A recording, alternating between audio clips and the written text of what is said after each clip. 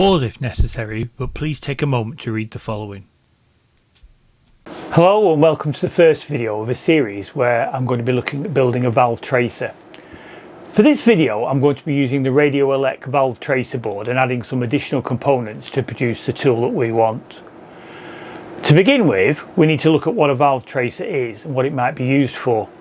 Put simply, a valve tracer is a device that automatically adjusts one or more voltages through predetermined ranges in order to see what the resultant voltage is and plot that on the screen. This is useful for a number of reasons, and for me the main three are for testing a tube to see if it is working as it should, for seeing where a tube might have linear amplification, and finally for testing multiple tubes to find two that are matched, or a dual triode tube to check that both of the triodes are working the same. The basic kit as supplied by RadioElec comprises of the main board with the components on it, an output lead, the AC power lead, and a serial to USB adapter with its cable, and a small bag containing a 2.2 microfarad capacitor and 3 ferrites. These components alone will not produce a working tracer. For that we need a number of additional components.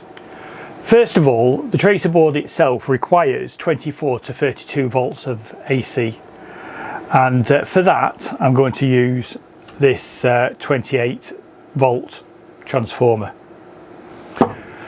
In addition to that, we're going to need a source of high voltage, and for that I'm using this transformer. This particular transformer is 1-to-1, so the line level comes in and it comes out at the same voltage, and in the UK where I am, I actually get 250 volts out of the wall, so once that's rectified I'm going to be getting over 300 volts, so that is ideal. In addition to that, we need a number of components. For example, the power needs to get inside the box, so an IEC main socket, a switch to turn it on and off, and also a fuse holder. So this small module here will cover those requirements. You could use more simple sockets and have the other things separately. That's your choice. In addition to that, I'm going to add additional fuses to protect the high voltage, and also for other things inside later on when we talk about the actual circuit. In addition to that, we also need some way of getting the voltages out of the box to our test device, and for that I'm using shielded banana sockets. So for example, I'm going to have a red one for the plate, a green for the grid, and blue for the cathode. I'm then going to have the ground reference as black. That covers all of the things that you need as essentials. But there are a number of additional components that you might wish to add to make the tracer more usable. First of all, we need to power the filaments of the valves that we've got on test, and for that you can just use a bench power supply. But what I want to do is produce a test device that controls everything, so I don't need any additional test devices connected at the same time. For that, I'm going to use the dedicated filament heater supply, which RadioElec also sell, although you can use your own. This particular device gives 4, 5 or 6.3 volts at 4 amps, and it's switchable via one switch that you can we can have on the outside of the box. There are a number of tubes which require 2 different grid voltages to test properly, and so I'm going to also add a second grid power supply. You don't need a particularly high current device, and again, RadioElec have supplied me with their adjustable grid power supply. This provides, from memory, I think it's about 70 to about 350 volts, something like that, and that's adjustable by a potentiometer. This device doesn't come with any display, but I do believe that they have one on their site that does. Again, you could add your own grid power supply, your own circuit. That's not a problem at all. It's just that I have been supplied with these, so I'm going to make use of them. In order for me to use the adjustable grid supply, I would like to add a small digital display to show the voltage. So I've added a small display. These are about £5 to £10 on eBay, Amazon or the like, and so I'm adding one of those as well. I'm also adding a small display to display the voltage from the filament heater. You don't really need that because the switch has 3 positions which you can label outside, but as I'm going to have a display for the grid voltage anyway, I thought I might as well have one for the filament, and it just looks nicer. It's easier to know straight away that the voltage is set to the wrong voltage, for example. So that is something I'm going to add. The banana sockets for those are all color coded as well, so we'll get onto that when we look at the layout of the box. Talking of boxes, the original plan was for me to design a box using Fusion 360 on the computer to take everything, much in the same way as I designed this box here, which is my quad bias tester. It's missing one of the displays because that's now in the dual tester as part of my rack, and I haven't replaced it as yet. But basically this was the plan, was to fit all the items into a box of this size. Unfortunately, by the time we added the high voltage transformer and the filament heater, it became too large to fit into a box that could easily be printed on a standard sized 3D printer such as the Prusa. So what I've done is I've switched to a commercially available box, and this is the box I've chosen. All these components will go in here, and I'm going to discuss that at length, just to make sure that we're happy that we have everything exactly as we need. That covers the actual tracer itself, but there's just one other thing that we're going to need. We're going to need some way of actually plugging the valves in. So this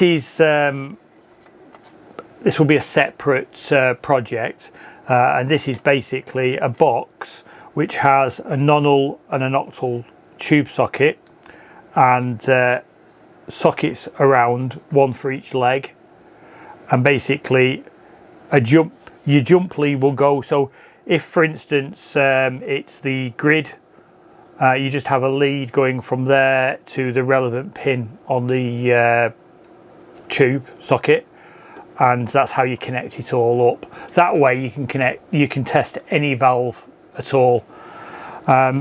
This box here covers the 2 most popular for guitar amplifiers, which is what I mainly build. But you could use, if you had, say, 4-pin valves, as long as you've got the socket, you can have the 4 banana sockets next to them, and you can plug it in. So this tester will do anything.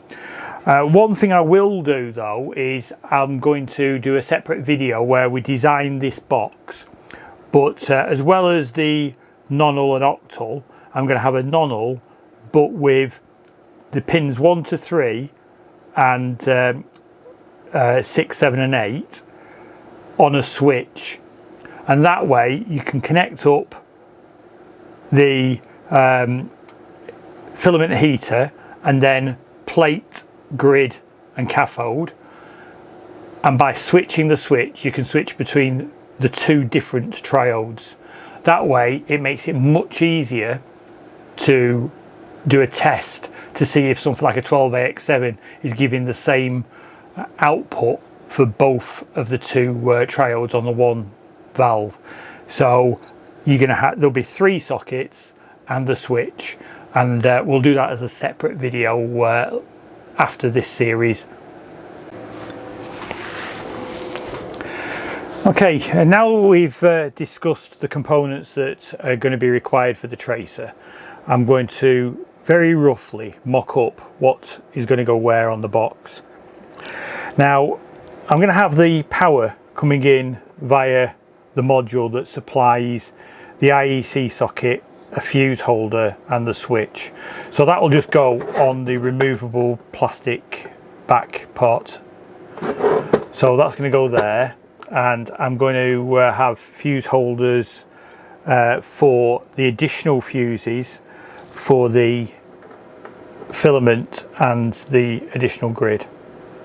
So they will go next to the power input. The main transformer are going to go at the front. So that's the high voltage transformer and the transformer for the power supply for the main board. And the main board is going to go here at the front. I'm going to put the filament power supply above with the switch and the display above the transformer, because the box is deep enough to allow that. So that's going to go next to the display. I'm going to have the grid power supply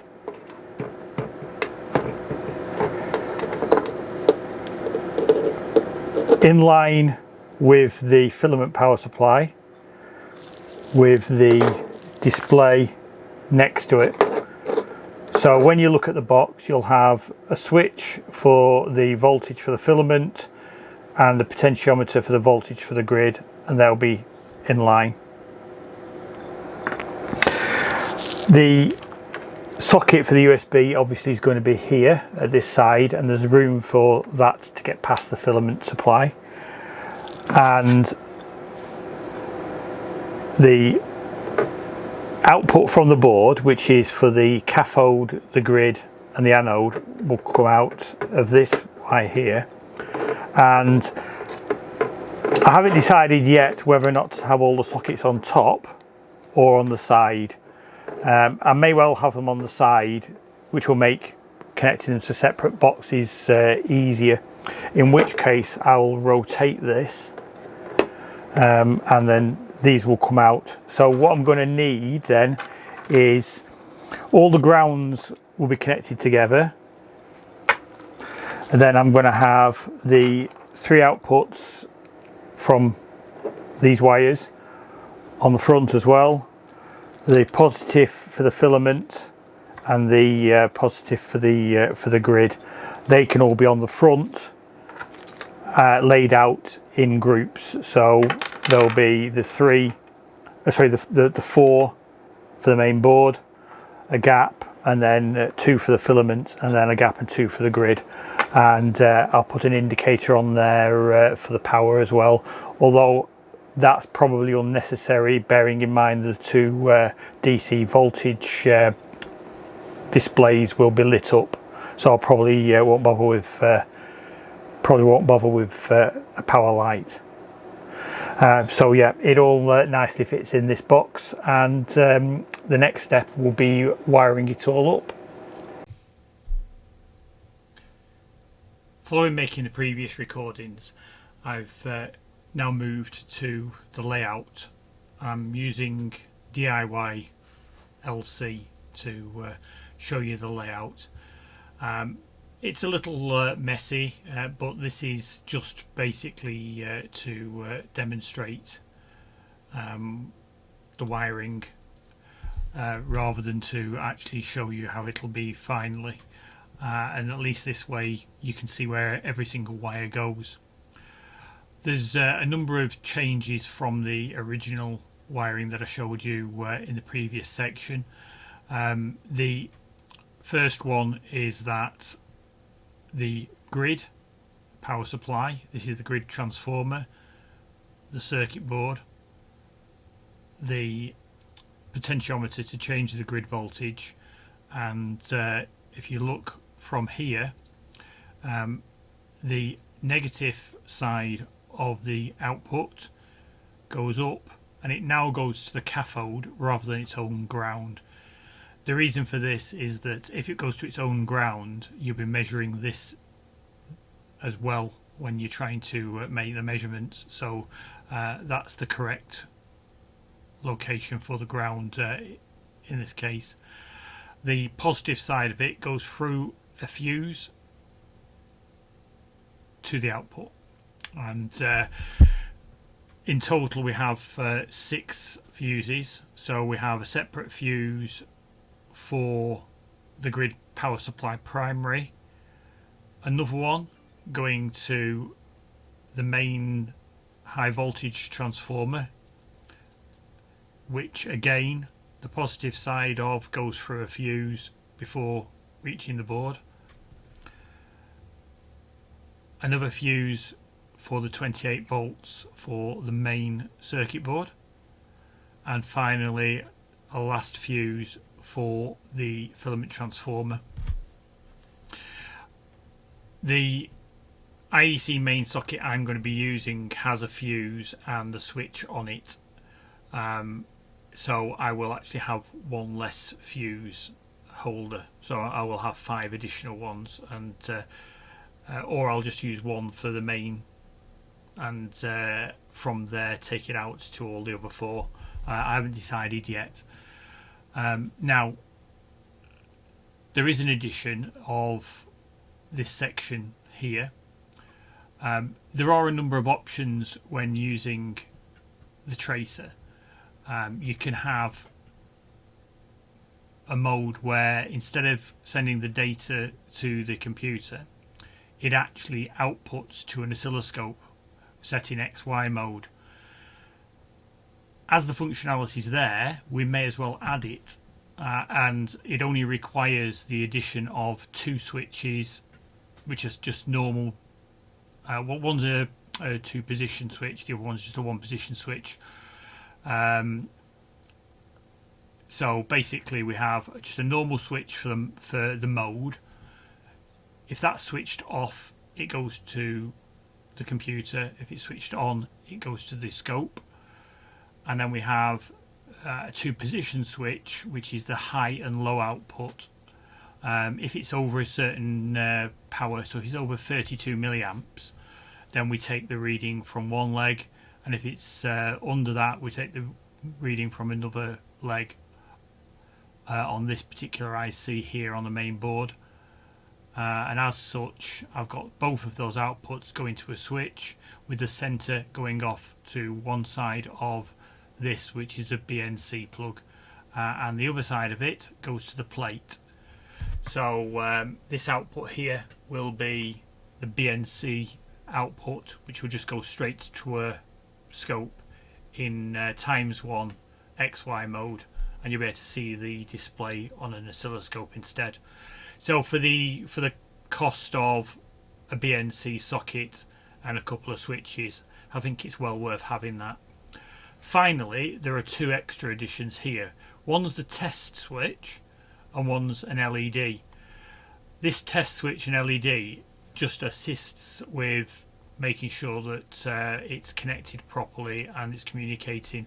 So again, for the cost of a switch and an LED, I've just added those. And I mentioned in the video the 2.2 microfarad capacitor.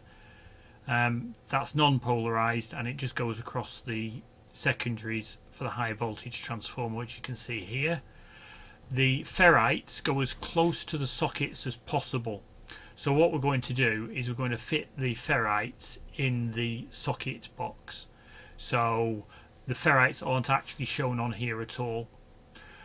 From the filament heater box, we have the two wires which lead off to the switch with a resistor on it. That comes as part of their kit. And the USB, here I've just shown one wire going from there to the USB to the serial port on the main board, but it's actually 3 wires there. I've not shown on here the 2 digital displays because I didn't want to make the wiring any more confusing, but basically the filament heater will always be giving 4 or more volts. It'll be 4, 5 or 6.3 volts. As such, I'm going to take the power output from the filament heater to power both the displays, which require more than about 3.8, so they just about do it. But the actual controls are both on here.